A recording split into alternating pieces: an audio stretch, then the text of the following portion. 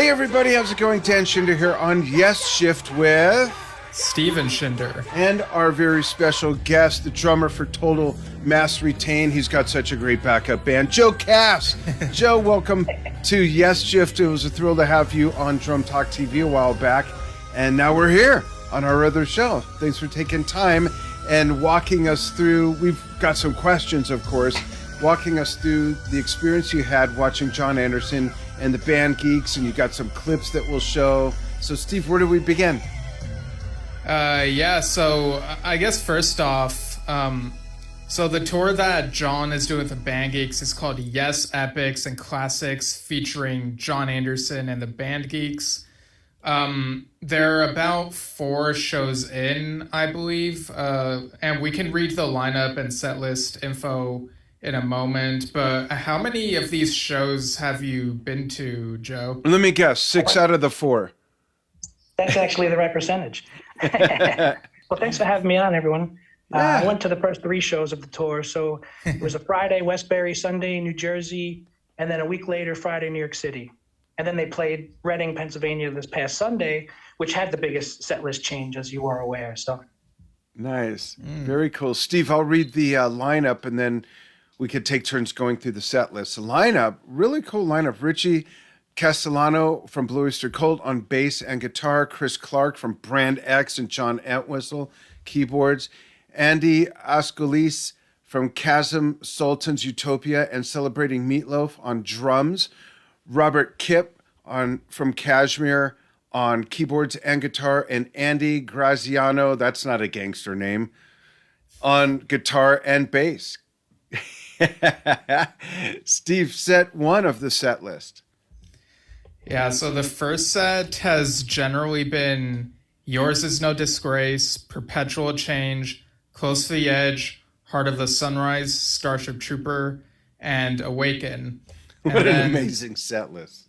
Yeah, and then set 2, for a couple of the shows, they drop a couple of the Yes West tracks at one show, or just Rhythm of Love at one of them, but did you want me to read it, or did you want? Yeah, go ahead. Go ahead. Okay. Yeah, I'm multitasking, so you know. Set 2, And You and I've Seen All Good People, Ritual, although at the most recent show they swapped that out for Gates of Delirium. Wow. Yeah, and then Rhythm of Love, Vulnerable Only Heart, and Roundabout. So what do you guys think of the tour name, and does the set list live up to the title of a tour? You know, Yes Epics and Classics, featuring Jon Anderson and the Band Geeks. Yeah, Joe, you go first. yes. To all of that? Okay. Absolutely. He played epics. He played classics. It's Jon Anderson and the Band Geeks. It's as literal as it can get, which I think was perfect. Yeah, I agree. I love the cross-section of material and the fact that he did not ignore the Trevor era, and the fact that there's some stuff on there that's a little bit more commercial, if I may use that term. John liked making all that money. Come on, don't worry. Yeah. And music too. So that's a nice blend of music right there. It's a throwback to when those were the set lists, basically, you know. Right. It's not really that far from anything that's ever, happened or not happened before. Steve, what are your thoughts looking at the set list? Yeah, it definitely lives up to the title. You know, it's got epics, the 20-minute songs, and it's got classics like Heart of the Sunrise, And You and and the stuff that always gets played, like All Good People and Roundabout and stuff like that. Yeah. Now, one thing I thought was interesting about the first set is we're so used to Starship Trooper ending the show, but here it's like before Awaken, which ends the first set. So that's quite a different choice from what we're used to, isn't it? Yeah, it's I would think it would be at the end of the first set, but if you're going to have Awaken in the first set, I guess you end with such a grandiose work of art in his favorite Yes song. But Joe, did that surprise you, sing it live the first night? It definitely did. And I was like, that's my time to run to the bathroom before everybody else comes on. Oh, wow. Before everybody else runs to the bathroom, and then I hear Chris Clark, and I went, and I ran like my life depended on it. So I can give you guys like the geek level stats, pun intended, of like what changed in each show pretty rapidly. Like I don't know what you want me to tell you. Yeah, go ahead. But so you named the set list. They did Rhythm of Love the first night only. It was a long show. I couldn't believe how long. I got a ticket because parking expired at 11 p.m. That's how long the show was. How long was it? It was 3 hours with a long intermission. Oh, wow. How long was the intermission? I have to say the intermission had to be a half hour. It really was a lot longer than I thought from the perspective of the length of a program, but it was good. That's interesting. The second night, they did the same set without Rhythm of Love, and it was a little bit of a shorter show. The third night, New York City, they also cut Owner. It was like, I don't know if it was a John call or if it was a house call, but there seemed to be like wearing the Owner of Lonely Heart guitars, John saying, you want to hear Owner of Lonely Heart a roundabout? People said roundabout, or he said roundabout. And then, like you said, they didn't play Rhythm of Love again for the third time on Sunday. They didn't play it. Sorry for the negative there. But then they also swapped out for Gates. So that was like the quick change. It was awesome. Was there anything about the way Rhythm of Love was performed the first time that were signs of why they may not have done it the other shows? Did it not groove? Did it not click? Okay, so just maybe a time thing.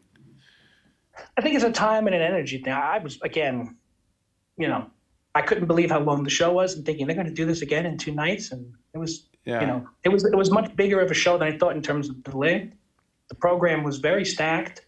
The lighting and the screens were great. Like there's a lot of elements to this show that, as a crazy Yes fan, let's admit it, and a Prog fan, we notice everything. Yeah. How we behave with that information is up to the individual, but we all notice a lot of things because we love music, and that's the bond, right? Yeah. As Rob Rutt says, music is the bond. So they really put a full show in many dimensions, and I will also say that all those Italians' names you just mentioned in the band geeks, and the non-Italians, just messing around, they all truly lived up to like professional touring musician and expertise. It was very impressive. That's and great. It felt like the thing that I wished for John, and of course us as the fans, since he was in Yes. Obviously ARW was ARW, but there were ARW-isms, which were their own unique thing that I loved for being ARW-isms, but it was great to hear songs like the album. Yeah. So it was cool. That's cool. I have a couple questions. About how many seat were these theaters is the first question. And the next one was, what did the demographics of the audience look like as far as age and gender mix?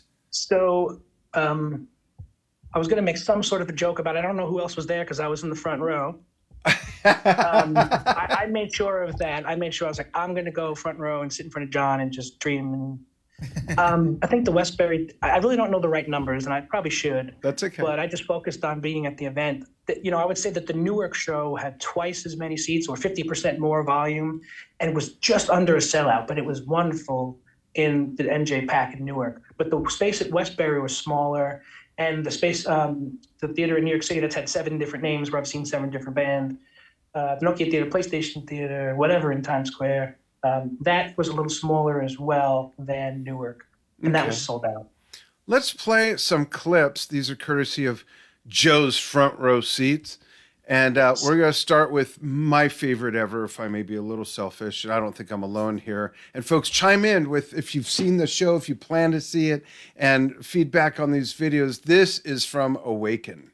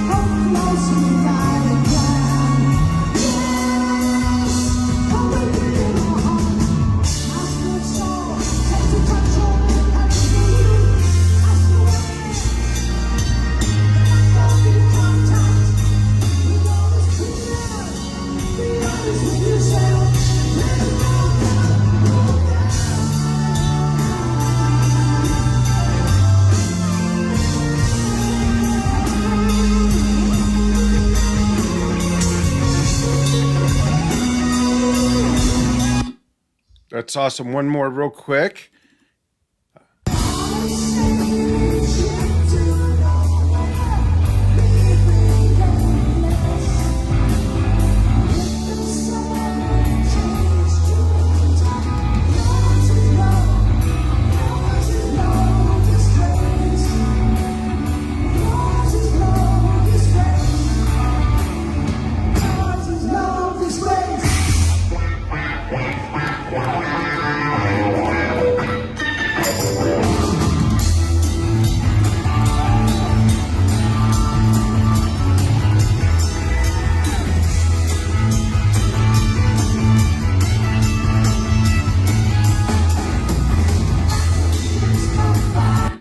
So good. His voice is just incredible. He's 78 years old. He'll be 79 this year. It's literally mind-boggling. It really is. Absolutely. Yeah, Steve, there's a couple comments, I think. Yeah, I see that Bill Keel said Joe rebelled by liking prog rock. And also said Joe Cass used to be Joe Cassidy. Did you guys know Joe was the guest brother of the Partridge Family and his real brother was Swan Cassidy? I'm not sure what that's I think that about. was way before Joe Cass's time. Hecklers. Hecklers. What was your if you could pick one song from either each night you saw them or collectively, what would your favorite be? Ritual. Oh, Across the board. Yeah. really? Wow. Well, John doing Tales is what I dream that John can find a way to pull off. Yeah. I selfishly and unselfishly have said to my friends, I'll get a band together that can do Tales so that John could play it. Because the number one thing in the world that I think that Yes fans want to see is John Anderson do Tales from Topographic Oceans. Yeah. I'll play it for you, pal. Like the Band Geeks can play it for him. They're amazing. That's what I'm saying. I'm just happy to see the band, John playing at this level. So whoever the instrumentalists are, and these guys are 100% the right band to stick with at this point in time. I hope they do another tour. They deserve it. They seem to love it. They're incredible, and they're great guys. I met them, and talked to all of them, and I hate to say it, like geeked out with them. I just loved being around those guys. So that's cool. Answer your question. It's Ritual. There was a magic to John singing Close to the Edge, and a magic to John singing Love Comes to You and You Fall, and a magic to him singing Like the Time I Ran Away. And there are moments where it was the wonderful experience because you haven't seen John in that way in a while. So yeah, Ritual was my first pick. That's cool. He just sounds incredible. Steve, you have some more? Or should I jump to another clip? Up to you. There's another comment from John Kuhn saying the best part of the show was hanging out with Joe Cass before and after the show. Oh, cool. I mean, that's up there with great parts of the show. And I feel the same about everybody else, like John, that I saw. So, right back at you, bud. That's cool. Let's hear some Close to the Edge. Dig this, folks.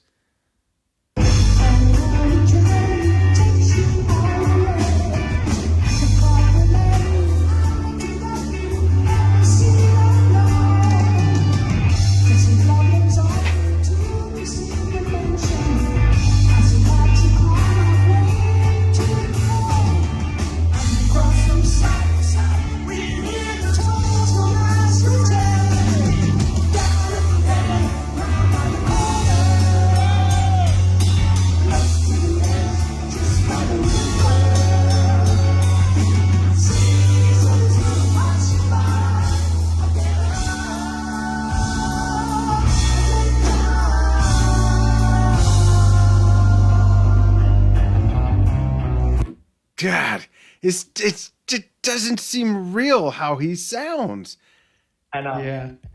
Like John is doing so well at his age. Like, yeah, I did notice a couple moments, like a moment in Gates and a moment in Close to the Edge where the lines were done like a little out of place, but overall he just sounds really great for like the age that he's at, and it's just so magical. He sounds great for 40. Hearing, yeah.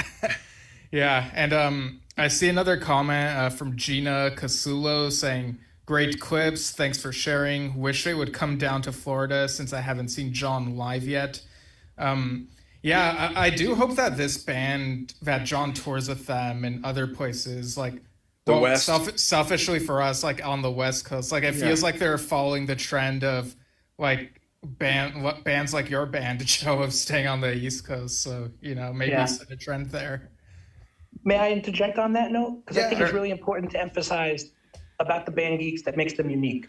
Okay. So as John said it, I got off a plane, I met these guys, we rehearsed a few times, we went and played some shows. Rock and roll, the way, right? John hasn't perfectly remembered his lyrics live in many years, but that to me is part of John's in the moment and John's feeling a rhythm in a thing. And which verse am I at? I'll get back to it. But the Band Geeks, the band thing is important because they're not just a bunch of professional hired musicians. They are a band. And they followed everywhere that John went to the point where it was almost unnoticeable, but we noticed because we know the lyrics or we know the part. Their response time or their responsiveness to John's quirks was brilliant. So you got to give them that, they get that extra level of cred for their caliber. Not only that, but then the execution. When John did 3-chord versions of the Jamaican Time in a Word, it was not Time in a Word. But then when other people did Time in a Word, it didn't quite crack it because they weren't trying to be Yes, or they weren't Yes, they were playing with John. And there's two different things. Yeah. These guys bring the Yes music caliber. So I can't say enough. And Chris Clark is a guy that I have to give a plug for maybe being born for this. He's a wonderful guy. I've had the pleasure of knowing him a number of years in a number of capacities, and he's always been a sweetheart. And I mean that, in a gentlemanly way. And so he really is a magician. And I'll give a Chris Clark moment. Starship Trooper. Okay, so Stephen will love this too, I think. And Dan, I think you'll love the drumming aspect. They went to the double time in Starship Trooper during the keyboard solo, and then brought it the keyboard back. Solo.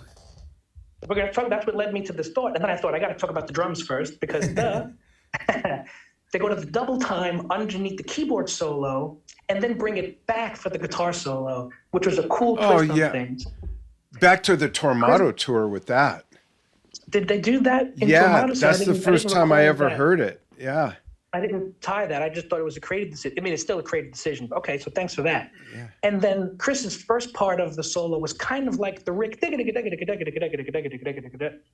then it was a Chris Clark Brand X. It had a little bit of the Mraz flair, which I think is on purpose because Chris is very aware. And the second part of the solo was a Chris Clark solo. And I was like, okay, I see what they're doing here. They're allowing the Band Geeks to be themselves at moments. Little features. But not in a way that I think ever changed the song, where the majority of people I looked around, were into, I'm looking around physically, right? There they are. They were into the changes for the sake of it. So yeah, that's cool. Those are neat notes. Thanks. So I'm one of those song acronym challenged people. What song is HOTS? Oh, Heart of the Sunrise. And what is TMR? I think it's short for Total Mass Retain. What song is it though? Well, we'll see. I'll play it. It's the clip. Okay. Oh, it's the. Oh, duh. Okay. Oh my God. Yeah, I'm telling you, the acronyms totally mess with me. Yeah, let's look at Heart of the Sunrise. I agree. Going way back to the Fragile album.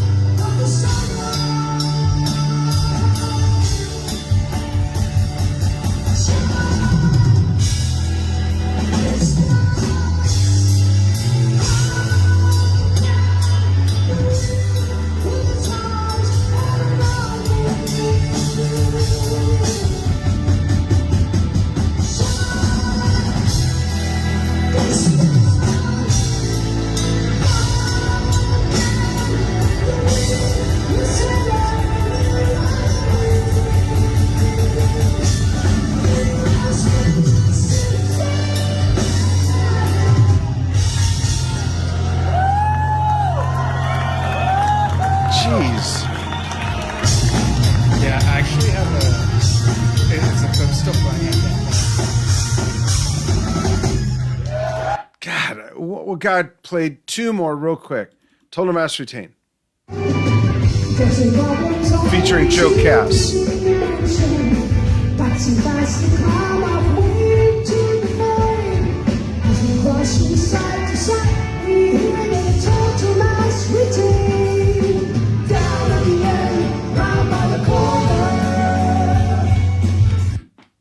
So cool. And, of course, have to show, where did it go? This cute clip of John and Jane.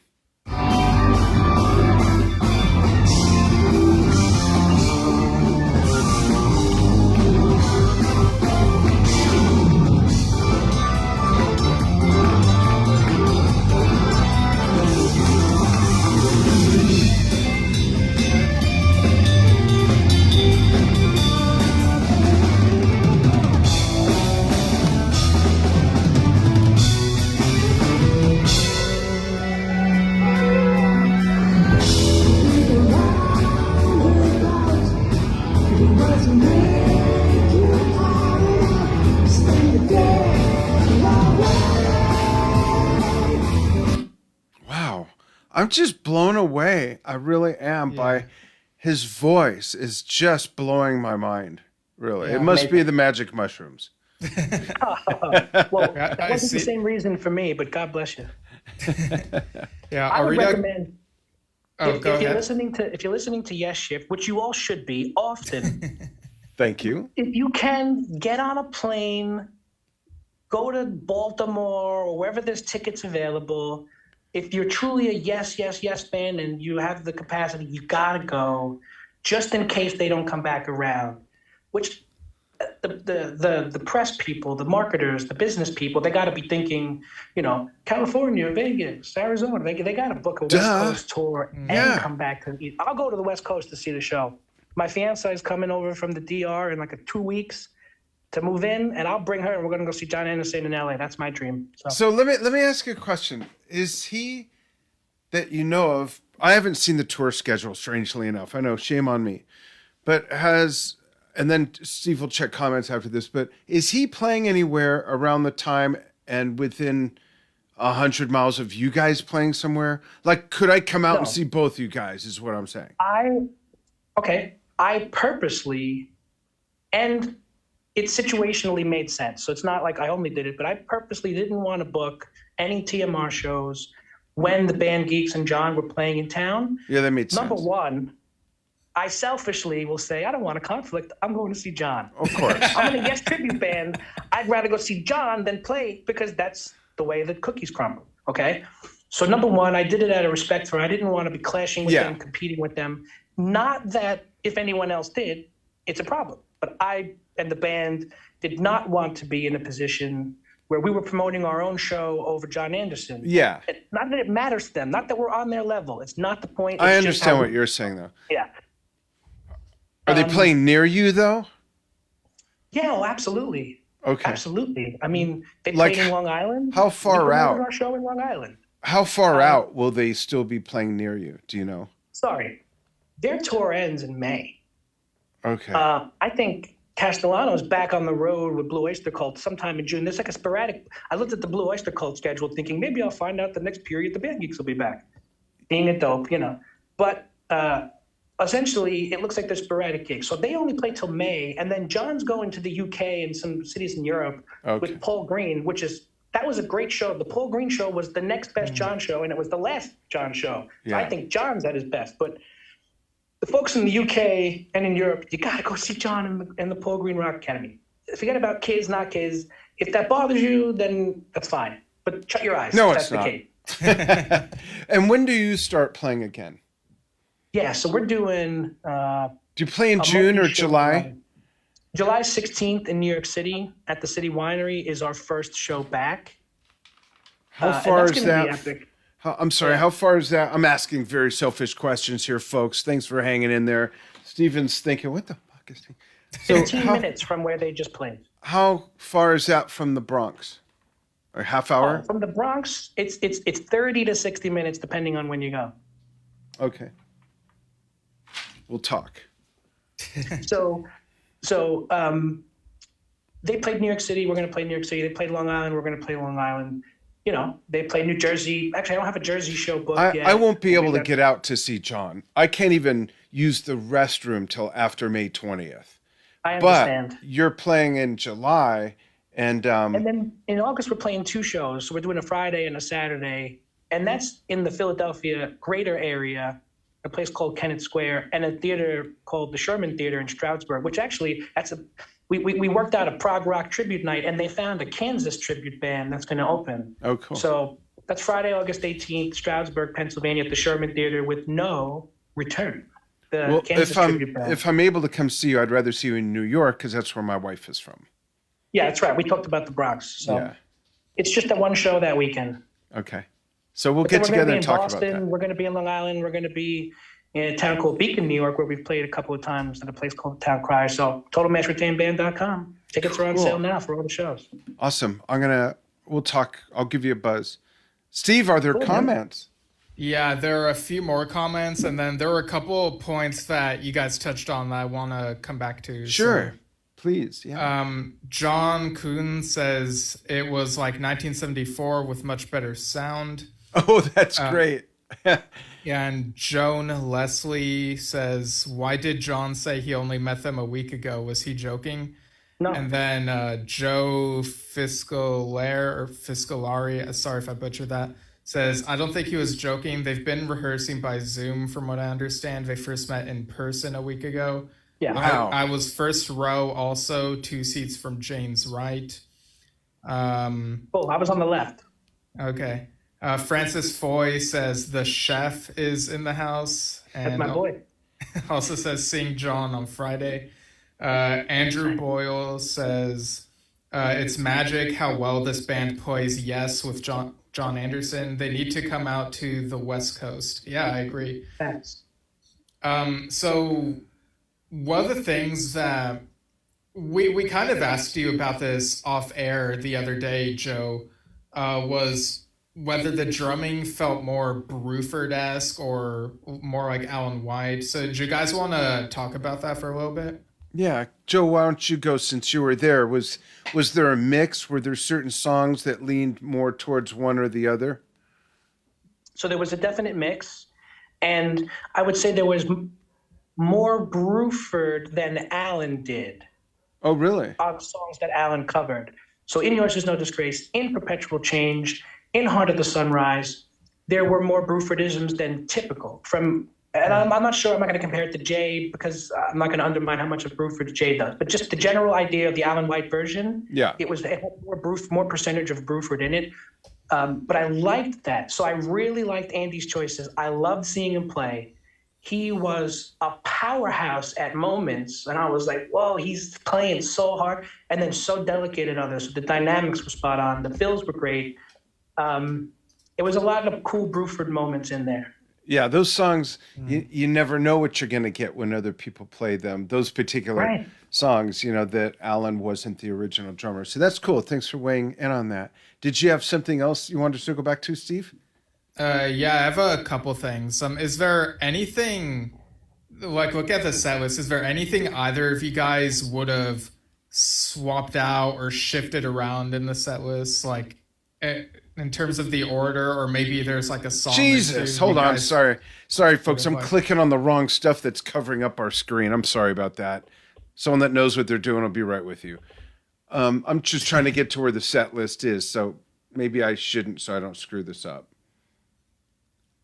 Go ahead. So I'll give you my answer while you're trying to get that straight, which is, I personally felt that where Starship Trooper came in and then ended and then went to Awaken, I was like, okay, I like the unique nature of the decision, but when they talked about things like Mind Drive and others, I would prefer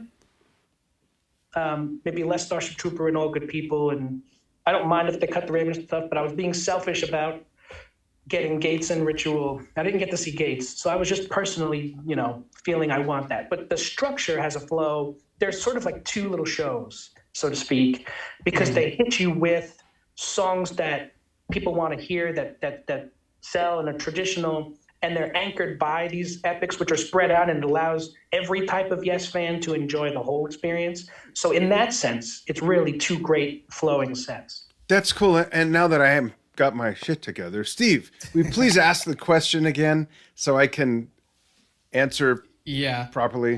So I'll ask it again, and then I'll comment something that Joe mentioned before I forget. Okay, and not that I didn't hear or understand your answer, Joe. I just need the context again. Sorry.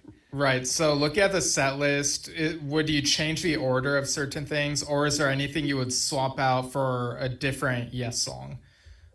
So while you look at that, my comment was you mentioned Mind Drive, Joe, and like before this tour was happening, I was trying to remember if Mind Drive was one of the things that they talked about for this particular show with the Band Geeks, or if it was with Paul Green Rock Academy. And I looked back at my notes from like the Zoom Q&A that like John did, and from what I wrote down, it seemed like he was talking about it in the context of Paul Green, which is fascinating because like Mind Drive is so obscure compared to like some other songs that they play. So I'm curious to see if they do play that with Paul Green Rock Academy. Perhaps. John did say it about the Band Geeks in one of the interviews, and I know that it was rehearsed.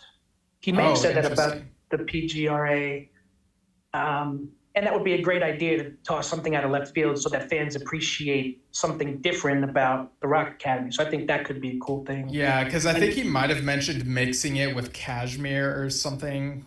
Yeah, they did some mixes last time. So, you know, John might get to They Will Bring the Rain, sort of like the Songus kind of vibe, and then maybe rock something else. But let's let your pops answer the question too. Yeah, that's all good stuff too. So I hope this doesn't sound too wacky, but I am 60, so I would take out I've Seen All Good People, and I think it'd be so cool to have 3 different Yes era epics in a row, and You and I, Sound Chaser, and Ritual. You got 3 different lineups, 3 different epics from 3 different albums in a row. That would be genius, if I don't mind me saying myself. And then, right? I think that'd be cool. And in a weird way, from a theatrical standpoint, I think it'd be so neat to open with Awaken. What you could do with the mood and the anticipation and building that up, and then bam, the whole band finally comes in. I just think people would go, you know, how the F do you follow that up? Well, there's plenty in this set list that would suffice. I agree with you. If I could say a selfish comment, if I could make a selfish response to that, because this is not meant to be about TMR, but when we did Prog Stock, we did Close to the Edge, Gates of Delirium, Awaken. Yeah. Actually, and that was also what we did in order. So when let me clarify. We played those all at Prog Stock. When we played the Philadelphia City Winery in January of this year, we did 2 sets. The second set was Close to the Edge, Gates of Delirium, Awaken, Starship Trooper. And people were kind of like, oh, shit, they're doing another one? Oh, they're doing a third one? It was a heavy experience, even to play it. It was like I understood why John is like, we'll split these guys up, you know? That's cool. I think other than that, I'm looking again at the list. I think it's cool that Perpetual Change is there. Certainly Yours Is No Disgrace. A little surprised that there's nothing from the Banks era.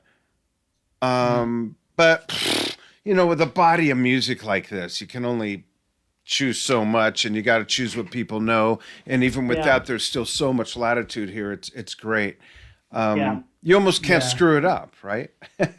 Just play some Yes music. I mean, I think what I would have done is maybe instead of Rhythm and Love and Oh Nerve Only Heart, I would have chosen a couple more obscure Yes West tracks. And Open Your Eyes just to piss people off. I love that song, by the way. Or New State of Mind. That would have blown people's minds. Oh yeah, just for the off the wallness of it, right? And like you could take out Roundabout and All Good People and insert Mind Drive, but of course those feel like the obligatory songs that have to be. Yeah, but that's fair to yes not epics do and rarities. That's not Yes Epics and Classics, right? That's true. That's true. It would be cool to have one thing from Talk in there, as long as it's not Walls. But one thing or even a medley that might I'd be touch fine on with some, Walls. yeah, I think a medley that would touch on some obscure stuff would be neat. But you're right, just based on the title of the tour alone, you got to stick Yeah. with that. Yeah. Well, let's say all these crazy possibilities that we're geeking out on are realistic. They got to start with a right balance. And so, I would like to see them come back. And I have to say, my only criticism that I'll publicly say about ARW is they didn't change the set list multiple tours in a row, and that left me slightly disappointed from a fan's perspective, not a performance perspective. So, let's see if the Band Geeks come back, and if they, are switching songs up throughout the tour a little bit, we might still get that Mind Drive. Maybe they'll come out and do Endless Dream. So we'll see. Oh yeah, I really wanted ARW to do Endless Dream, like they were talking about. Like they were talking about that and Mind Drive, and it's like, man, I wish I had done that. But... Okay, I'll throw one more out there. Ready? If you take out Roundabout, one of the obligatories, and put in That Is. Oh, that'd be interesting. That would, people would go, whoa. And a lot of people go, what is this? What's that, Joe? I love the two different snare sounding. I always love that. Yeah, that'd be a great song. So another thing we kind of touch upon, which I want to come back to, was like, what would you guys say is the difference between like John touring with the Band Geeks and John touring with the Rock Academy, and do both have their place in your guys' opinions? I think they both have their place, and they are two different worlds apart, because as Joe cited earlier with the Band Geeks, those are very high level, seasoned, professional musicians of somewhat of an eclectic mix that are doing this thing, and John's there, and that's its own thing.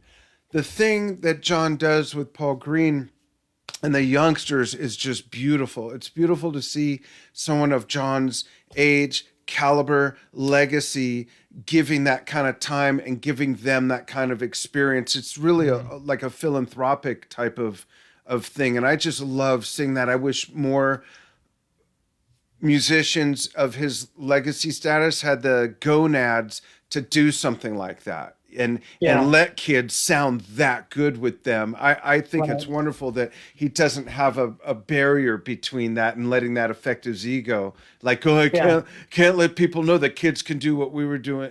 I think it's beautiful. Joe, what are your thoughts on that? I'll say I agree for the sake of time and hit the quick points, which is the uniqueness of it, the opportunity of it, the beauty of it. I went to a number of the rehearsals as like hey, I'm a guy who grew up playing Yes, so I was a kid playing Yes. I could sit in a rehearsal, I could talk to the kids, I could be friendly with them. And I volunteered a little time, and it was a bunch of kids hanging out, having a great time. Like I was in school musicals, and it had that vibe of this is what we do, and they live in the dream. So you know what? They pulled it off, and I think Paul has a great model, and he knows how to run a good, music business. John laughs his way through it and has a good time, but the Band Geeks is bringing it to another level, and that's why you got Gates and Ritual. Yeah. And it's not because the kids can't handle it. I bet you the kids can handle anything. With enough time, absolutely. I was playing that stuff when I was a kid. Yeah. And Steve, it's a great question. What are your thoughts? Yeah, I totally think they both have their place for the reasons you guys mentioned. Like, the Band Geeks are more seasoned and can do things a bit more precisely if they want. But with a Rock Academy kids, even when they're not precise, they still feel like they have that energy and pacing, even if it's not exact. Like it still has that energy that we think of when we think of those original recordings and how they made us, how excited we get and whatnot. Like both of these shows are exciting, but I think you get what I'm saying. Yeah, absolutely. And Joe, if you don't mind, and if you don't want to answer this, it's fine. We can talk off air, but I just don't want to forget to ask you, how old are you? 35. 35. So you were born 87. 87. Okay. I was going to say. I told Alan White that I was born the year Big Generator came out, and he went, "You, Joey." And then he smiled at me, and we clinked a bottle of Stella each. It was on the cruise. I'll never forget that. That's cool. You, Joey. I think that the Paul Green European UK thing is going to be very special, because when was the last time John toured there? That's one quick point. My second one, I thought you were going to be very risque And Steven, I thought you were going to say, what is your thought about the difference between John Anderson and Yes? And I was like, oh, wow, it's going to get I was kind of wondering where he was going too. Yeah. Yeah. And should both exist, like, is it another Yes? And, get into that whole I mean, I feel like both bands have the right to play the music, and I like that they offer different experiences, Like the politics don't matter to me because I don't get paid for it to matter. Let's be honest. Right. You don't get paid for it. They don't get paid for it. Go enjoy the music if you love Yes. And I guess you love Yes so much, and maybe if it doesn't live up to your expectation, maybe it hurts. And either that or people are bored. Whatever the reason is, the difference is one has John Anderson, and that's amazing for its own reasons. And the other one is it doesn't have John. It has Steve. And the legacy of it is it also had Chris, and it also had Alan. And it has Jeff, and it has Billy, who's worked more jobs with the Yes camp than anybody. Yeah. So the questioning the merit to me is completely outside of my interests. Yeah. Like what's wrong with multiple bands playing Yes music, Yeah. The merits are different. I'm not here to argue about it. I mean, rumor has it that we're going to get like a fall tour. I mean, Yes announced their tour in 2022 6 weeks in advance to start off with 2 nights at the Keswick Theater in the Philadelphia area, 6 week advance. So, for whatever going on in the Yes business, they're supposedly all talking about touring. Maybe it's September, October, November, whatever, but there's still no information. So yeah, and it's interesting. Oh, go ahead. Sorry. It's just interesting how much time it takes to get the Yes on sale, and then it happens like that, Yeah. And I was going to give a shout out to a comment, Joe Fiscalaire, just in all caps and exclamation points, said "to be over." I agree. I would love to see John do "to be over," and Absolutely. The band would sound great doing that. That's a really good call. He says, I would have replaced anything for "to be over." I've seen Yes 80 times, and I've never seen "to be over." Wow, that's interesting. Not even the abridged version that Steve did on the Full Circle tour or whatever that was. Yeah, but that's not "Sing to Be Over." I get that. But that's I listened to that song the other day. Just pulled that one song out. I listen to a lot of music while I'm cooking. And it's just such a masterpiece, everything about it, So that's a really good call, Joe. Good one. Hey, another quick geek note about the set list, because this has reminded me, quick plug, go check out Total Mass Retain's version of "To Be Over" from the Iridium on 2/20/2020 in New York, which ties together the John Anderson comment. On repeat in the house, in the venues, was Creation du Monde by Vangelis, which is the ambiance that they used on the Tales tour when John was introducing Revealing Science of God and the concept of Tales. This piece was happening in the background. So we used that to open the show at the Iridium because it was the anniversary of when they played the Tales show in Madison Square Garden, and we were playing in New York City.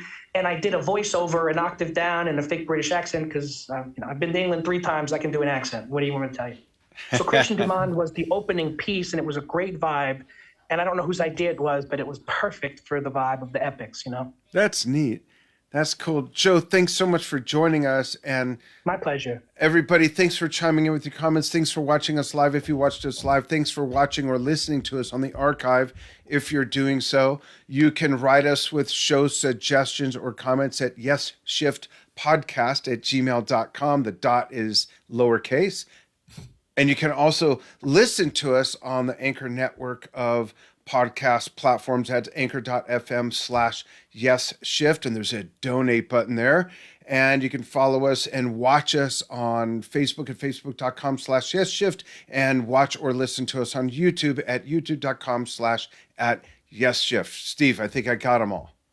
Yeah, you did. Okay, cool. Thanks, folks. We'll be back soon this was episode 98. We're planning something special for episode 100 and episode 99 coming up soon. Follow us so you know when those are coming up. We're going to make you a big part of those two. And then we might take a nap. Thanks, everybody. Thank you, Joe, hang on the line with us after we depart from the broadcast. Here we go. Thanks, folks. Bye.